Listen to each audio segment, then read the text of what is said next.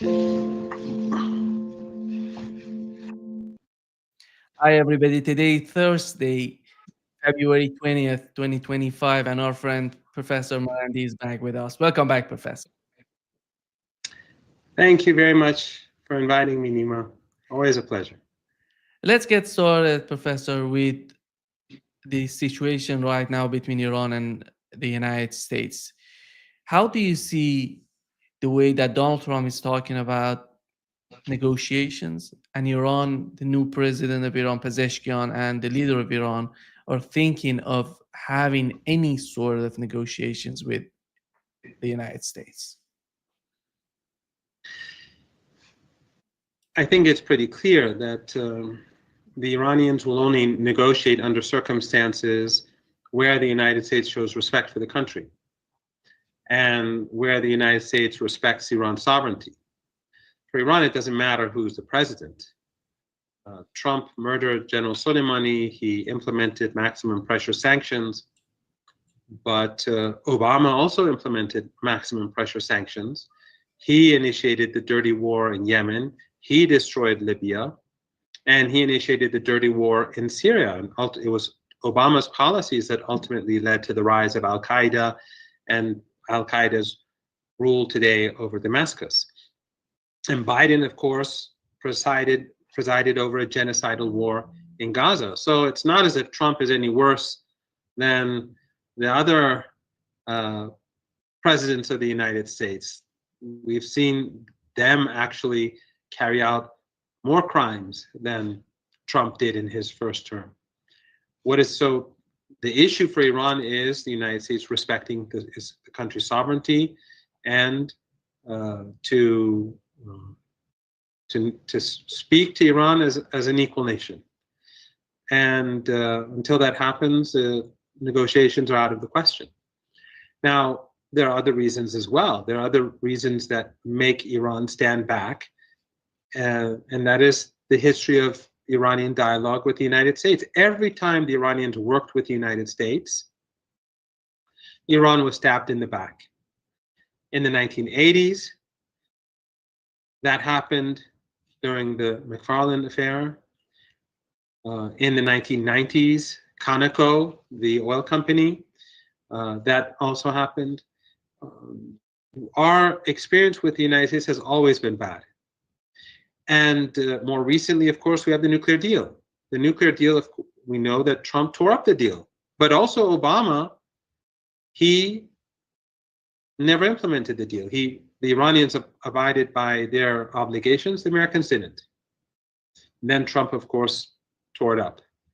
And Biden, by the way, continued Trump's policies of maximum pressure. He never removed those sanctions. So those people who say that Trump is going to impose maximum pressure, they're already here.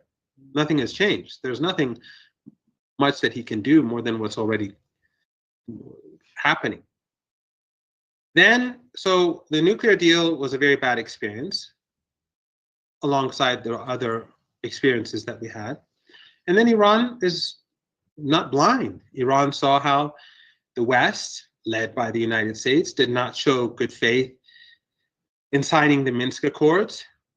And we saw how that ended, both Minsk 1 and 2. And but also more recently, we saw that the ceasefire in Lebanon and Gaza, which the Americans are in both cases a guarantor. The Israelis murder people. Just yesterday, they murdered a Lebanese civilian. Nothing happened. The regime still occupies bits and pieces of Lebanon. Nothing happened. So the Americans are not an honest broker. In Gaza, the Israelis have, I think, murdered 120 some people since the ceasefire began. But more importantly, Trump himself, who was behind the ceasefire and whose representative basically negotiated the deal, he said that the third phase of the deal is nonsense. It shouldn't be implemented. And he spoke about removing Palestinians from Gaza. But that's his deal. So he is basically saying he doesn't accept his own deal. The deal that was signed between the resistance led by Hamas and the Zionist regime was Trump's negotiation, his negotiating team or his representative signed the deal. He put his stamp of approval on it. So when the United States is unable or unwilling to implement its own agreements, when it's unwilling to abide by its own obligations, then how is Iran going to negotiate with the United States? How can Iran be sure that if Iran gives something, they'll take something? So the problem is both history, it is the preconditions that the United States tries to impose about Iran's defense capabilities, about Iran's peaceful nuclear program. All of these are unacceptable to Iran. So when you put these together, I think it's that the reason why Iran is refraining from negotiating is clear. And contrary to the speculation that we saw in the West, and I've discussed this before, there is no disagreement among Iranian elites when it comes to the negotiations. There's a consensus that no, we're not going to negotiate with the United States. Now, 2 years from now, 3 years from now, 10 years from now, who knows what will happen? 1 year from now, but it will depend on the United States for Iran's policy to be different from what it is now. And again, the problem that the Americans have and the Europeans have is that they talk to these Iranians that they fund themselves, like NED and USAID and other, other organizations. They give them the sort of analysis that they want to hear, and they're always miscalculating when it comes to Iran. So if Trump is smart, he is going to put aside those Israeli firsters, and he's going to put aside those people funded by the West who take their funding and also then pay senators and congressmen and women and corrupt them. It's sort of a vicious circle. They get money from the US government and then they corrupt the US government with that money. If he puts aside these people, then maybe he can think more reasonably and rationally. What we're seeing today with Russia is that the United States is taking a more reasonable approach. They are recognizing that they've lost the war. The United States lost the war. People are saying how terrible it is for Europe. Of course it is. How terrible it is for Zelensky. It's as bad as it can get. Russia wins the war, there's no doubt. And the United States loses the war. The United States has lost. But what Trump is doing, if he does it, is smart because they have to cut their costs. Now, I'm not necessarily 100% sure that there will be peace, because there are many things that have to be resolved. They've stolen $300 billion of Russian assets. The issue of territory, the issue of NATO. There are lots of issues that have to be there. It's the issue of the sanctions. A lot of those sanctions, are not for Trump to remove. So, if Trump gives many the concessions that the Russians demand, what happens at home? It's difficult to say, where this will end or when it will end, at least. But the steps of the United States are much more realistic now than they were before. The war was something that we were all predicting from day one that it would end up like this, sooner or later. Personally, I thought we'd be where we are now a year ago. In other words, the Russians would have advanced more on the battlefield. But in any case, we are where we were all predicting things would be today. So what he's doing is more realistic, but we'll have to see how he negotiates with the Russians. And I think the Iranians will probably be looking at that too, to see if the Americans can actually negotiate with the Russians and implement their side of the bargain or not.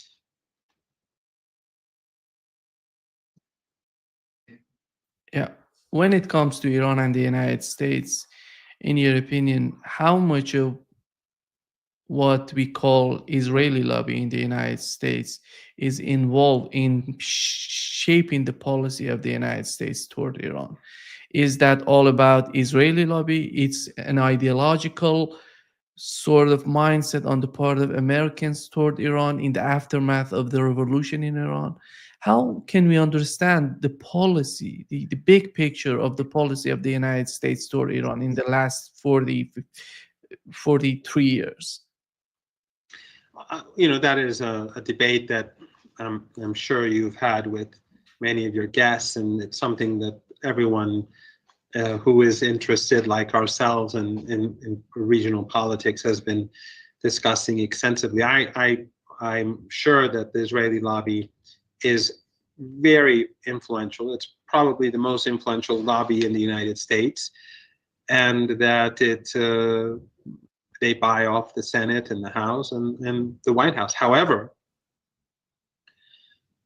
we do know that Trump imposed a ceasefire on Netanyahu. And Trump right now has been able to at least have the upper hand in Ukraine, despite the deep state.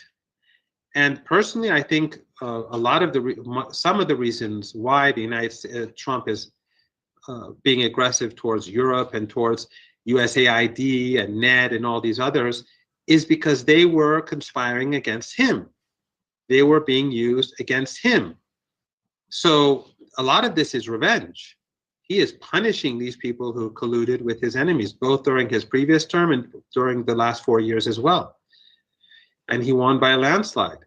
So he is a powerful player.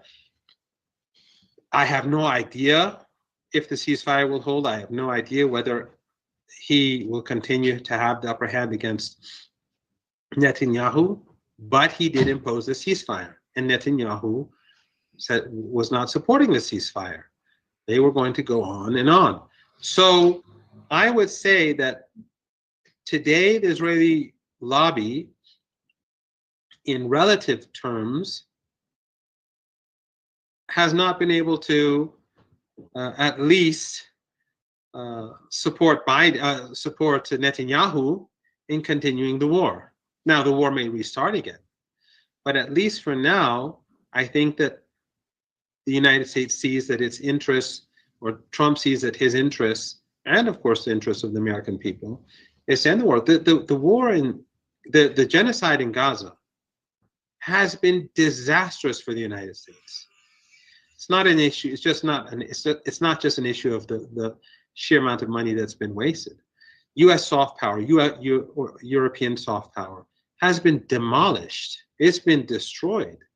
The United States can never again, or at least for decades to come, raise its head and talk about human rights in Russia or China or wherever, Iran or anywhere, after what they've done to the people of Palestine.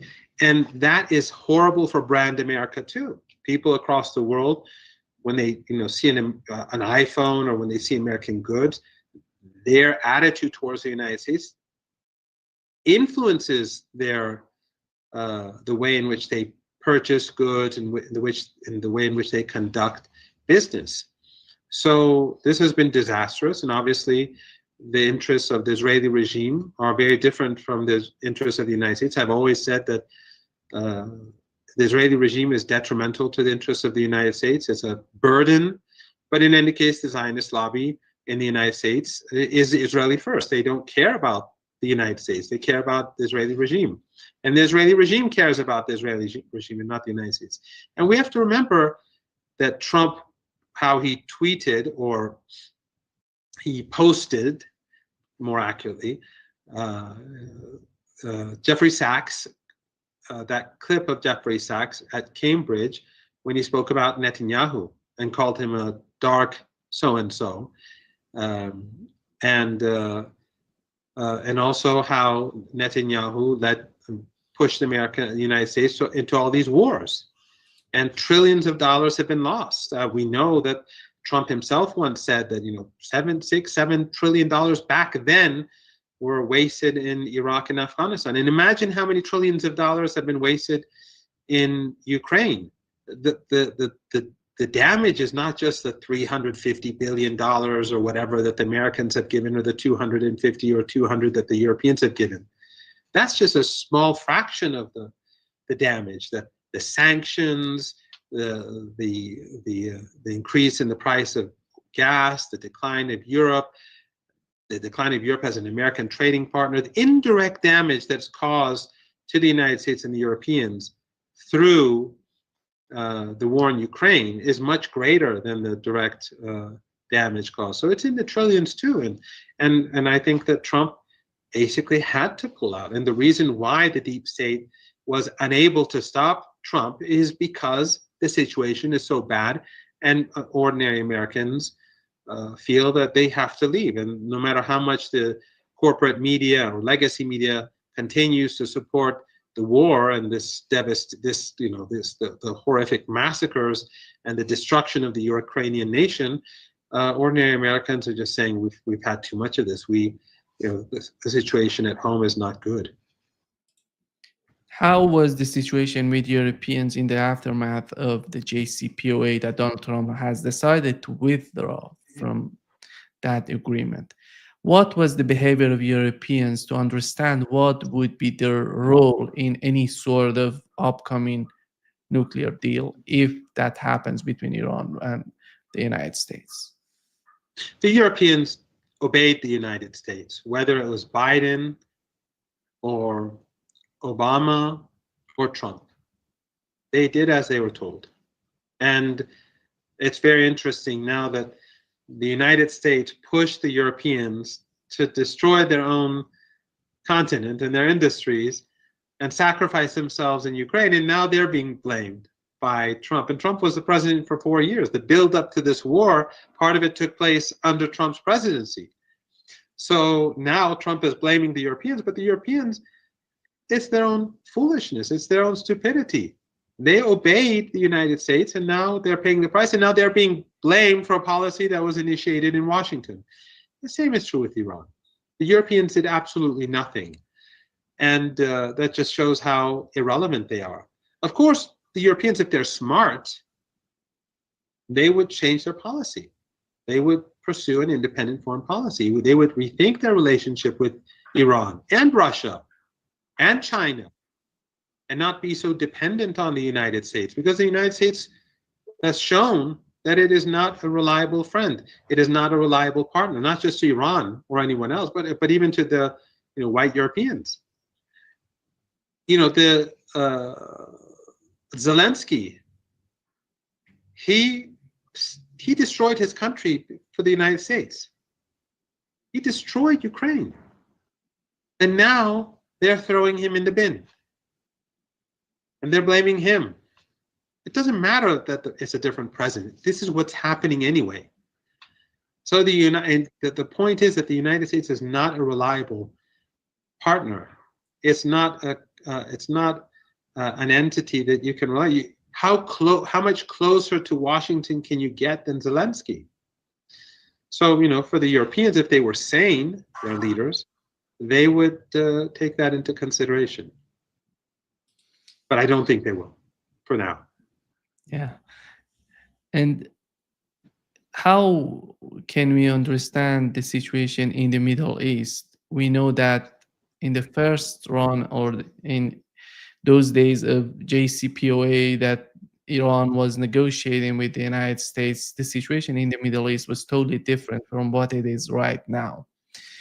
Do you think that with all those changes that have happened so far, the situation in the Middle East would facilitate the talks between Iran and the United States, or would make it more difficult? No, for now there won't be any talks. The Iranians have been very clear. So something will have to change in Washington. Can it change? It's not impossible. But for now, it's just out of the question. The United States has to change. That's the message from Tehran. We're not open for business. We're busy elsewhere. We're talking with our friends and neighbors and BRICS countries, and we have nothing to do with the United States until or unless things change. In the region, I think it's becoming clearer by the day that Iran's position is much stronger than what has been said in the West. The Israeli regime has been very severely weakened. The world despises it. Its economy has been badly damaged. There is now growing evidence that their casualty numbers were very high in the war, at least roughly 6,000, if not more, and most of them were in Lebanon, because the fighting in Lebanon was very heavy, but they got nowhere.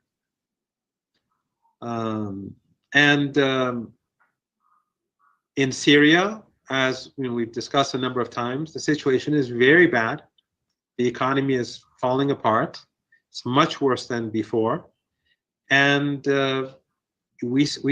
everything is coming out now. Tulsi Gabbard, in front of U.S. senators, spoke about the false flag operations, the chemical attacks, things that we never thought would come out in the public, at least during our lifetime, are coming out.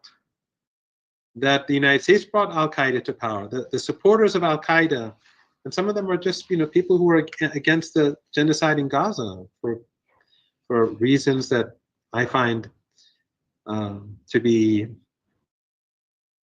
very irrational. They supported Al Qaeda. They supported the United States support for Al Qaeda in Syria, and they closed their eyes to the reality of what was happening.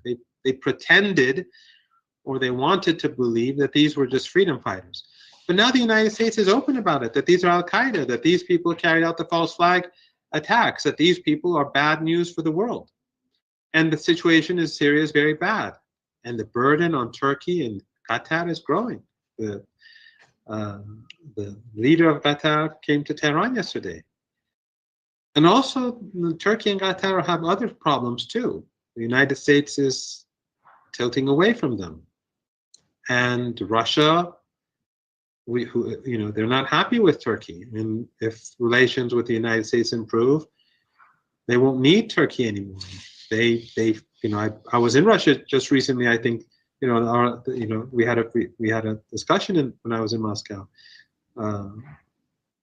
It's not as if they like President Erdogan, but on the other hand, the fortunes for Saudi Arabia, they've improved.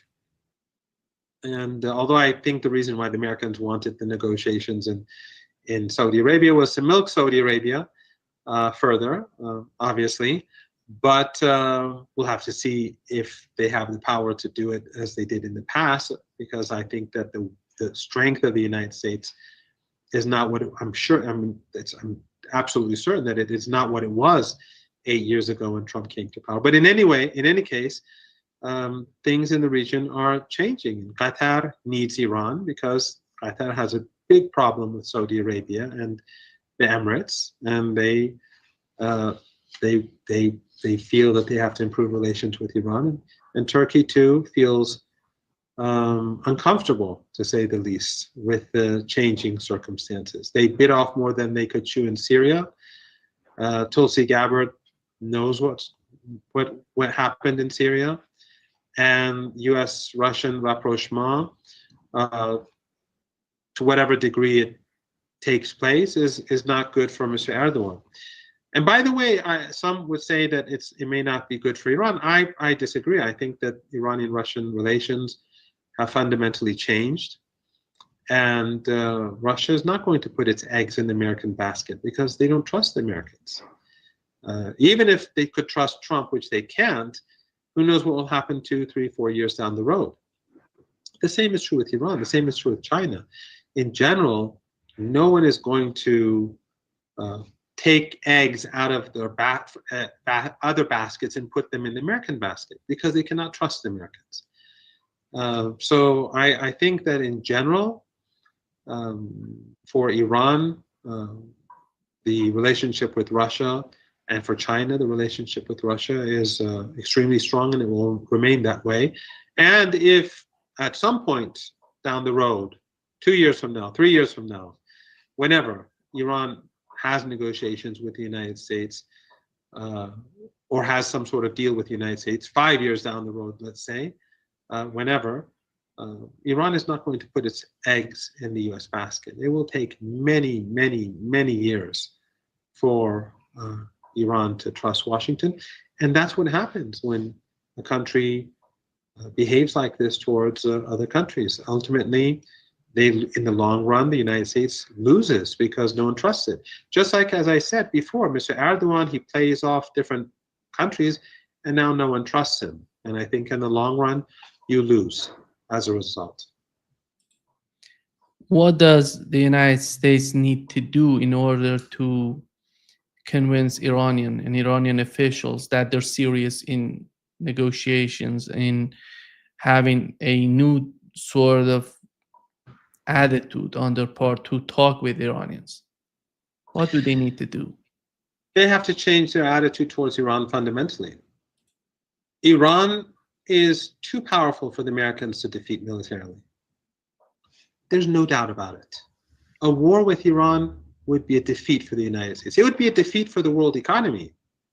But Iran's military capabilities will bring down the global economy. It will be devastating for Trump. It will not be Vietnam. It will be much worse and much faster.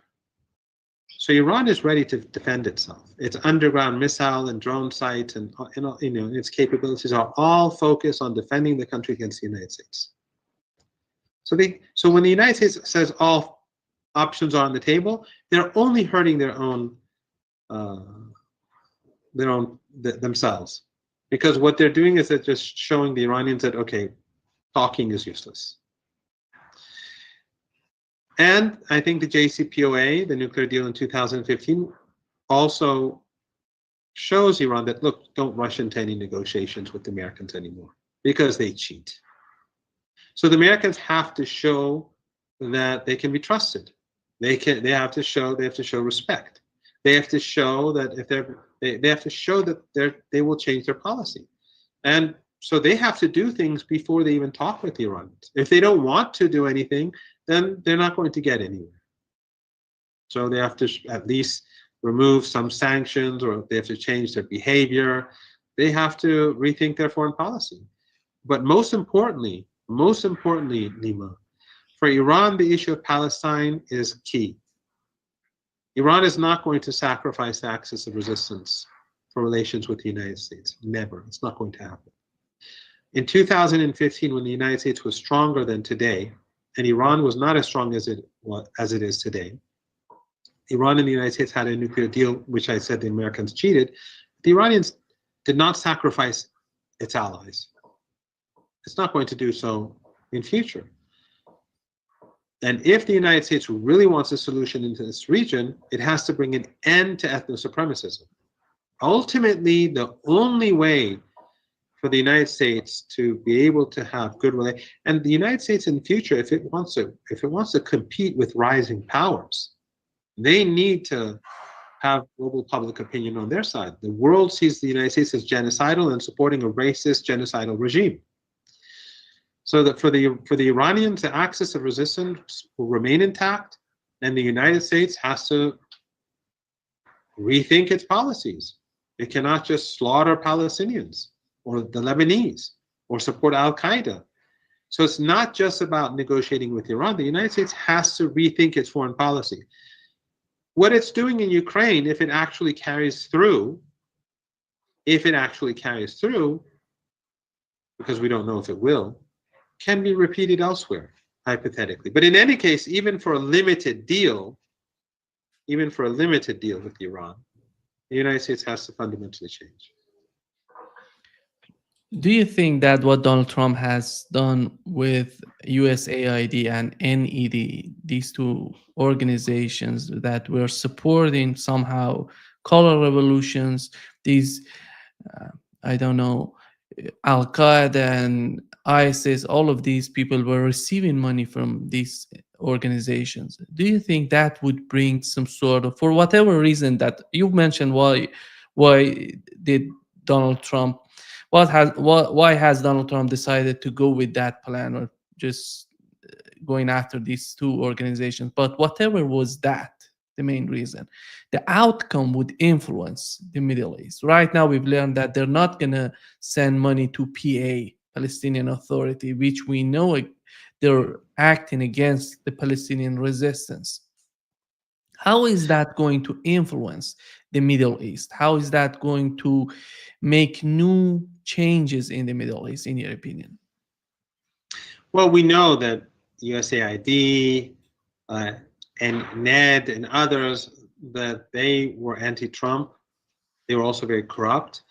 Tens of thousands of Iranians, Nima, tens of thousands of Iranians are directly or indirectly being funded by the United States across Europe and North America. Some of them get millions of dollars a year, and they are living fantastic lives in the United States as a result. You know, American taxpayers are paying for these people to, you know, and they have a vested interest in conflict with Iran because that's how they get their money. If there's no conflict between the United States and Iran, then they don't make money. So they need tension between Iran and the United States. They need tension between the United States and Russia. They need tension between the United States and the people of Lebanon and the people of Yemen and elsewhere. That's how they make their livelihood. And they pay senators and congressmen and women, and you know, so they're hurting the United States. But we have to be cautious because, for example, USAID is going to the State Department, and the Secretary of State is an Israeli firster, and he's very hostile towards Latin American countries like Venezuela and Cuba and Nicaragua. So we'll have to see what happens. At least for the time being, this is good news for the American people because these people are taking tens of billions of dollars out of the pockets of Americans and really doing damage to the Americans as well. I mean, it's now clear what we always knew, but people were calling us conspiracy theorists. I mean, Westerners were, I mean, mainstream. ISIS was funded by USAID, Al Qaeda, Al Qaeda, ISIS-K, Boko Haram, all of these so-called Islamic terrorists. These are not Islamic, by the way. These are American. This is American Islam. It has nothing. It's not indigenous to our region. This is their Islam. These are their terrorists. It has nothing to do with Islamic terrorism or Islamic radicalism. These are all American groups. These are all, you know, those in Damascus, they're American. Those cutting people's heads off here and there, they're American. They've been, you know, the Americans and their allies have been funding them. It's all coming out, and I think Trump needs for it to come out so that he can hit. It's interesting. He is hitting his enemies, but he's also exposing them in order to hit them. The fact that he's exposing them is beneficial to the rest of us and the rest of the world, but I'm not quite sure that the people around Trump would want everything to be exposed, because I'm sure that people like the Secretary of State would want to use the same tools or the same money or for what they consider to be their enemies. But in any case, this is all good news. It's exposing the dark, the very evil policies of the United States to people across the world. It has created uncertainty, to say the least, for those receiving the money. And a lot of them have not been receiving money. Maybe they will again in future, but at least that uncertainty is a good thing, because it shows that for the terrorists across the region and the world, that maybe the Americans are not the reliable partner that we thought they were, just like Zelensky. Yeah. We know that in the aftermath of the revolution in Iran, at least for the last 43, 44 years, the United States policy was some sort of making chaos in the Middle East. And it seems that that sort of policy doesn't work, as we don't know what would be the Trump's attitude, but it seems that in his mind doesn't work for him, because he tends to have a simple way of understanding and making things simpler to deal with. And this sort of chaos doesn't help him to bring some sort of solution in to benefit the United States, as he considers this way. Do you think that We know that the United States was supporting, as you mentioned, Al Qaeda, ISIS, and in Syria, various groups in Syria, they were supporting against Bashar al Assad, and they're still supporting them. They're fighting through their proxies with Turkey as we talk today. And don't you think that it's time to for the United States to bring some sort of sanity to its policy and talking with the governments, talking with the officials of the countries, not supporting these people who the history has proven that they're not going to benefit, they're not going to bring any sort of benefit for the United States in a long run. I don't know. I don't have the answer to that. I don't know if Trump really thinks that way. I don't know what goes on in his head. He is, for me, very, almost impossible to decipher. Before he made the phone call to uh, President Putin, everyone was thinking that the war is going to continue and that the U.S. policy is not going to change, and things changed overnight. I mean, again, we don't know where this is going to lead, but it's difficult to therefore predict. Maybe he does want chaos, but I think a lot. I think a lot of his policies are based on the need to cut costs. Why did he go and speak to North Korea? I think he wanted to withdraw U.S. forces from South Korea, and or at least decrease their numbers, and thus decrease the numbers in Japan. And why? Because the United States is paying a huge amount of money for that.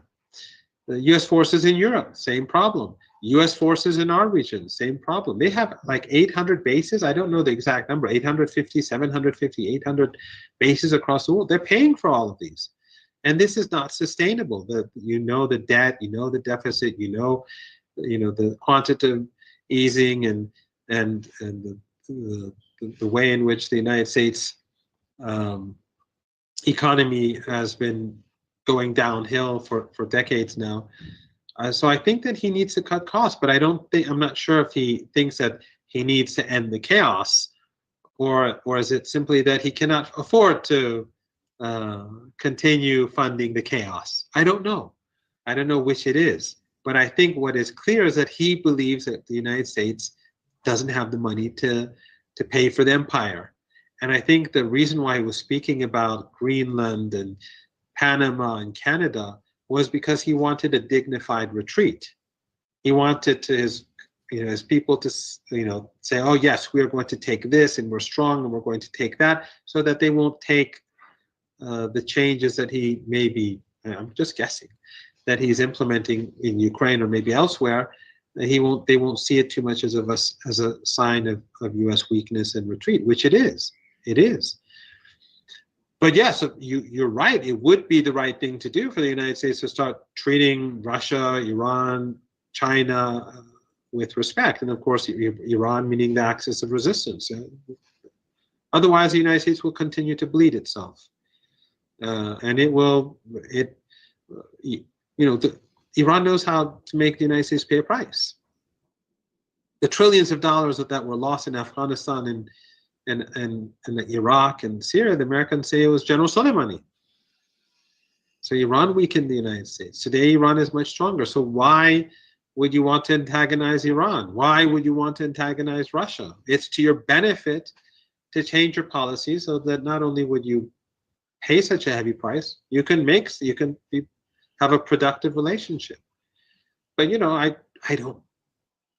It all sounds nice and very reasonable, but the United States is a country where the elites are very much influenced by lobbies, and the biggest, most powerful lobby is the Zionist lobby. There's also the military-industrial lobby, which wants to spend more on the military, and we'll have to see. Trump now wants to decrease military costs. How will that go? Because a lot of people, it's going to make a lot of people unhappy. So you're absolutely correct. The smart thing for Trump to do would be to change his attitude towards Iran, towards Iraq, Yemen, Syria, Lebanon, and Palestine, and Russia and China and so on. But that remains to be seen. For the time being, I don't think there's any reason to be optimistic. Hopefully, in Russia, he'll stop the killing. Hopefully, he'll yank on Netanyahu's leash harder to stop the slaughter. But Trump is Trump. He's unpredictable, and Trump has shown complete disregard for morality and moral values in the past, and I don't expect that to change. Remember, he just recently said that he's going to remove the Palestinians permanently from Gaza. That is as evil as it gets. But don't you think the way that he talked about Gaza made some Arab states to to to to reconsider their attitude? I'm not sure that was the calculation. I don't know what his calculations are. These Arab regimes, that he hurt his own. He hurt them because they were being seen by their people as he's even more complicit than what they thought. If they were actually going to take in Palestinians, that would have been the ultimate betrayal. And I don't, they may fall. So I think Trump hurt them. They may be talking about doing something to rebuild Gaza, but that's what they would have had to do anyhow. I don't think that was Trump's intention, but I don't know what goes on in his head. But in any case, whatever his intention was, it is a sinister thing to say. It's like saying, God forbid, I say I'm going to slaughter your family, and then later on I say, well, I said this so that this and this would happen. You don't even say such a thing. It's just unacceptable. It's criminal. It's so there's no justification, regardless of. I mean, I may say that, okay, I'm not going to sell my car so that I can sell it at a higher price and make the bidder feel that he has to pay more to. That's a very different thing than saying I'm going to kill these people, or I'm going to kick them out of their country, or I'm going to destroy their lives, and then later on say, well, I said this for so and so. That's it's still utterly sinister. You've mentioned Qatari emir's visit to Iran, and when it comes to the relationship between Iran and Arab states, three sort of branches. One of them is the direct relationship between Iran and these countries. The second would be the axis of resistance to be considered in that sort of partnership or relationship. And the third would be how they're going to accept the role or the dominance of the United States in the Middle East. What would be the reaction to this sort of attitude on the part of the United States to dominate the region? How are these three branches of the complexity? It's much more complex that I'm picturing, but after all, how can bring some sort of balance in all these branches together, and considering a sound, a better, and in a relationship that goes toward some sort of improvement with Arab states, between Iran and Arab states? Well, first of all, we have to keep in mind that there is no, the Arab states are not one. Some of the Arab countries are much closer to Iran than they are to other Arab countries. Iran's relationship with Iraq, with Yemen, are two very good examples. In North Africa, Iran's relationship with Algeria is very good. And the divisions in the Arab world are very deep. Qatar and Saudi Arabia do not have good relations. And I'm pretty sure that the trip to Tehran was part of it. Iran supported Qatar in its time of need. Even though Qatar supported Al-Qaeda and ISIS and all these horrible, monstrous groups in Syria and helped slaughter so many people. Yet after Iran helped Qatar again, they did not reciprocate. And so now again, they're coming to Iran because, I don't know what goes on behind closed doors. I had no idea what they were discussing. And officially, Iran's relationship with Qatar is good. And you can see that through the official statements that were made. But in any case, Qatar did not reciprocate. But But Qatar will need Iran more in future, most probably. Its relationship, it's with regards to Saudi Arabia and the Emirates, it no longer has a strong hand to play with, as they say. And Saudi Arabia's relationship with Iran has improved. I mean, the Saudis have spoken about mediating between Iran and the United States, which I don't think that's Iran. I don't believe will accept. Iran doesn't need that. Let's say. I mean, if the Americans want to talk with Iran, they know how to do it and they know what needs to be done. But it does show, in my opinion, that Saudi Arabia wants these intentions in the region, and so Saudi Arabia wants a better relationship with Iran, and that's a good thing. The rapprochement between Iran and Saudi Arabia has been good for the region. It's been good for the world, and I think that this offer that the Saudis made show that the Saudis want to continue this. So, and Iran definitely wants good relations with Saudi Arabia, wants better relations with Saudi Arabia, and it wants to continue to improve those relations. And the same is true with Qatar, even though these countries are at odds with one another and they have different interests. In general, I think the relationship between Iran and regional countries is improving. And I think in Syria, the Qatari and the Turkish elites have recognized that they bit off more than they can chew. And as I said, with the changing situation, it's going to be difficult. And also, I think it's become clear that Iran was right from the beginning, that Al Qaeda is not popular among Syrians. That's why it cannot govern the country. They are not in control of most of the country, and people are not happy with them. And they're killing ordinary people. Sectarian, it's not just sectarian, it's not just religious. They're killing ordinary people, slaughtering people. They're unable, the regime is unable to control the extremists that are their allies or that at least were cooperating with them. And the regime is meeting with the most pro-Zionist European and American officials possible. They're showing themselves, they're exposing themselves. Al Qaeda is exposing itself to be pro-Israel, because they are dealing with Israeli firsters in the United States. The most pro-Israeli congressmen and officials in the United States and in Europe are sitting with them and smiling and taking photos together with them. So I think Turkey and Qatar have discovered that they need Iran more than they think, and what they did in Syria is not benefiting them.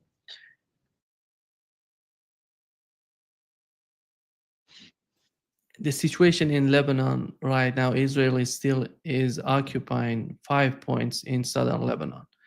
It doesn't seem that they're going to get out of Lebanon. How do you see the situation? Do you think that is just it seems that these 5 point doesn't provide any sort of a strategic, I don't know, leverage for Israel. But after all, why have they decided to stay there? It's just they don't they cannot afford withdrawing from Lebanon. What's that with what's important about this sort of attitude on the part of Israel? Are they gonna continue being there in southern Lebanon? How is that going to influence the government in Lebanon? How is that going to influence the internal policy in Lebanon? Nima, we often think that everything is based on calculations and that policymakers are looking objectively at the situation and make their decisions based on objective information. That's not really the case. I think the war in Ukraine proved that. There are many examples. There are infinite examples.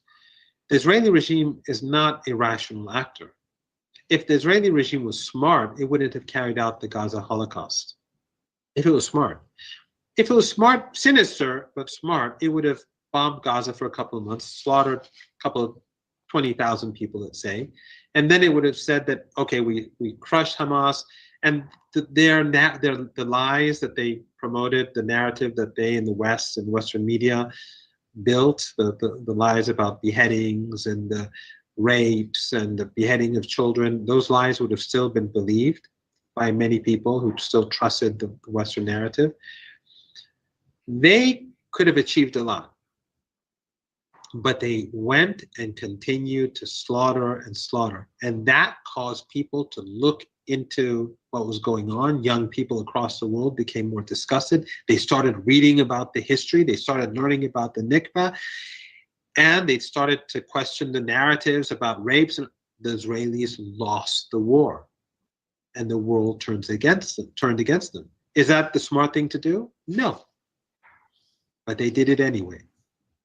The Israeli regime, when the Syrian government fell, instead of being smart and helping Al-Qaeda and Al-Qaeda to strengthen itself, and what did they do? They went and destroyed the infrastructure of Syria. Why? Because Netanyahu wanted to show his people that, look, I'm strong and I've wiped out all of our rivals. But he only delegitimized the people that he helped bring to power through his own selfish policies. In Lebanon, what Netanyahu has done is he's proven that the Lebanese government cannot protect the country. Lebanon doesn't even have air defenses. If the government really was serious about defending the country, at least they would have surface-to-air missiles. They don't, because the Americans and the Europeans will never let them have them. And now the Lebanese government has, over the past few months, they have not been able to, retake their territory in accordance with the ceasefire. The ceasefire, the Israelis didn't leave. And then they extended it without the permission of the Lebanese people. But the Lebanese government failed to do anything about it. And now the Israelis are still holding territory. And they're killing people. And they're destroying homes. They've been destroying all the villages alongside it. Private property.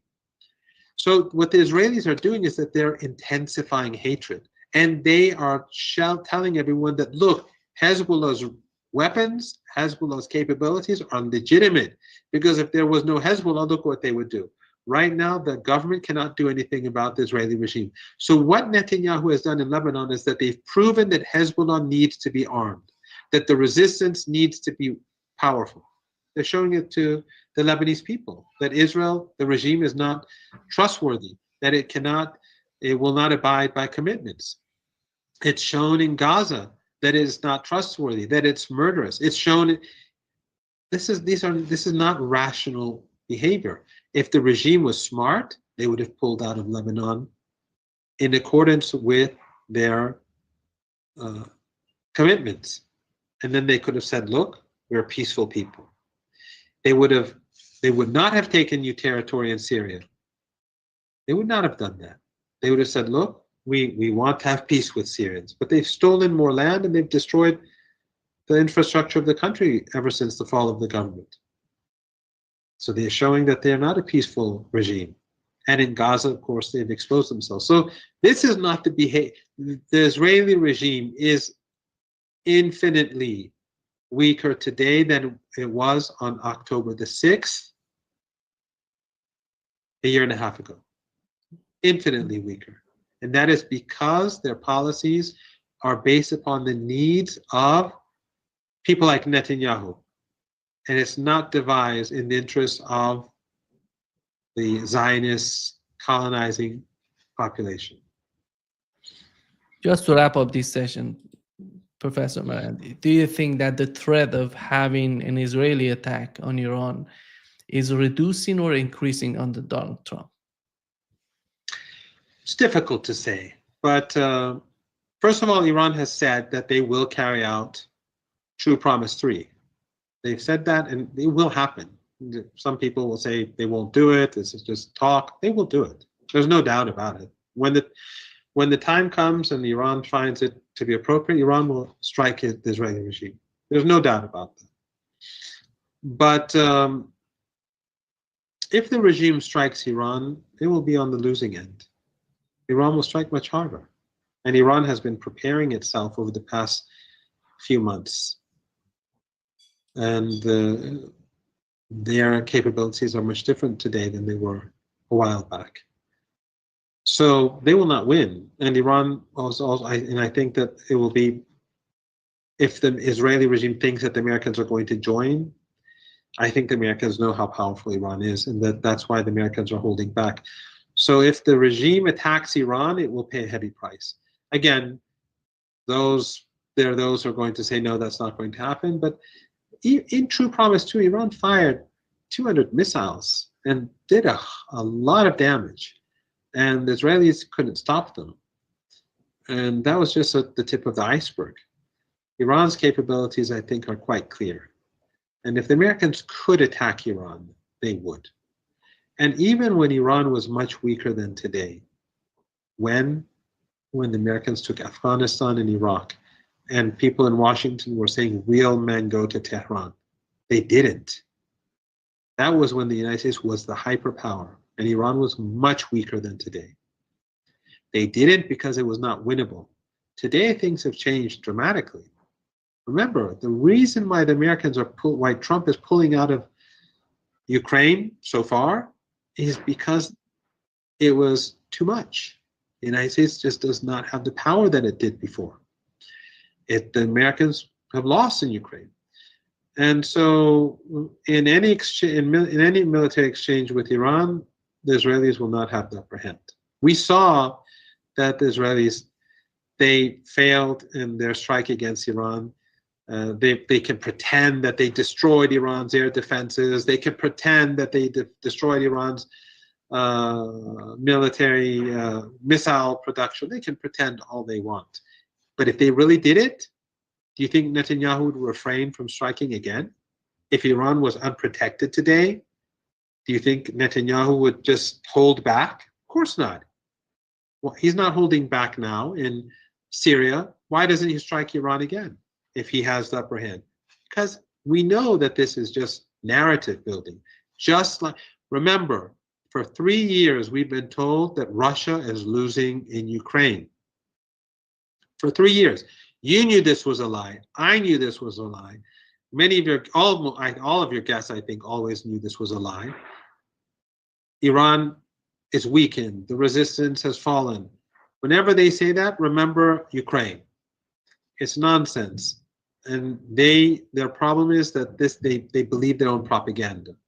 Iran is much stronger today compared to the Israeli regime on October the 6th, a year and a half ago. Israel is much weaker. Iran is much stronger. The United States is much weaker. Iran is significantly stronger, comparatively speaking. Yes, the resistance paid a price. That's what happens in war. Russia paid a heavy price. But compared to its antagonists, Russia has the upper hand.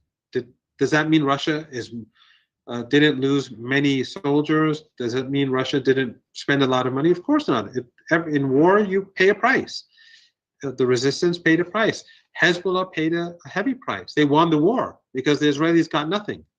And Hezbollah willingly sacrificed its youth, and the parents of those young people willingly sent their children to fight to help the people of Gaza. The most heroic thing in this war was what Hezbollah did. The Palestinians were fighting for themselves, for their survival. Hezbollah was fighting for the survival of Palestinians.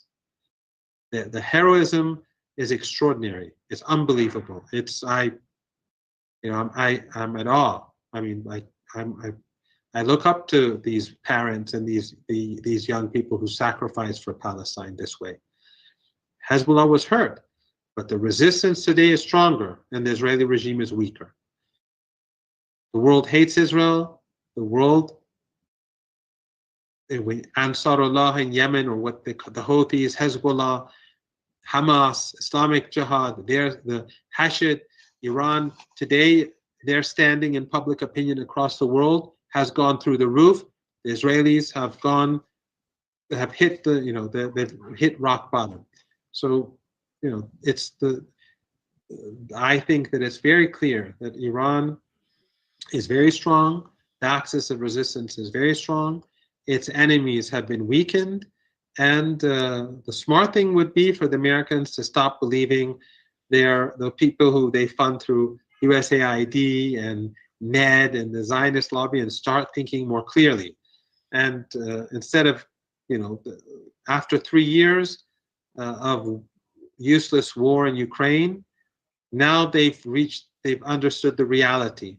They weren't. Russia was not losing the war. Remember, they were saying they're, they were taking the chips out of the washing machines, and how desperate Russia was. Well, it's been, now we know that they were lying all along. They are lying about Iran too. Thank you so much, Professor Marandi, for being with us today. Great pleasure Thank you as always. very much for having me. It's always a great pleasure for me. My pleasure.